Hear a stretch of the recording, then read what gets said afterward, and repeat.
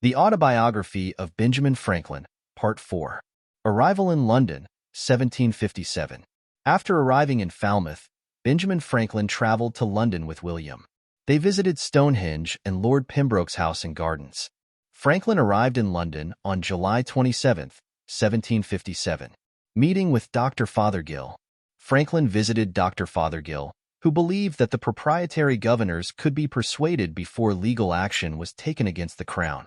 Encounter with Lord Granville. Franklin met with his friend Collinson and a Virginian merchant named Mr. Hanbury. They went to see Lord Granville, president of the council. Granville criticized Franklin as a representative of the American idea that the king's laws were not applicable to the colonies.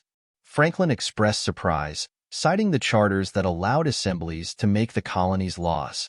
Meeting with proprietary governors.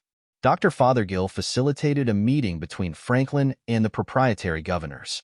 Franklin presented the assembly's position, but their opinions differed significantly. The governors requested Franklin to put the assembly's complaints in writing. Paris and the lack of response. Neither Paris nor the proprietary governors directly responded to Franklin. Instead, they drafted a letter criticizing the lack of formality in Franklin's paper. Meanwhile, the assembly persuaded Governor Denny to pass an act taxing the proprietary estate. Proprietary Governors Petition.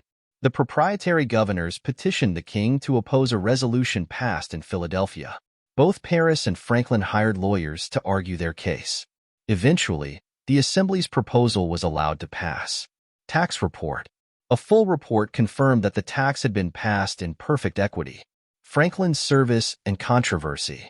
The assembly recognized Franklin's essential service to the province and expressed gratitude upon his return.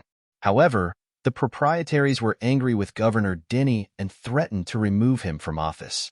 Despite the threats, no action was taken against Governor Denny. Autobiography Conclusion. The autobiography concludes, although it remains unfinished. Part 4 of the Autobiography of Benjamin Franklin was actually never completed by Franklin himself. The autobiography ends abruptly with Franklin reflecting on his plan for moral perfection and his intention to strive towards it, but he never finishes this section. However, based on the existing content and Franklin's intentions as stated earlier in the autobiography, Part 4 would likely have covered his later years, including his diplomatic service in France during the American Revolution, his involvement in the Constitutional Convention, and his final reflections on his life's work and accomplishments.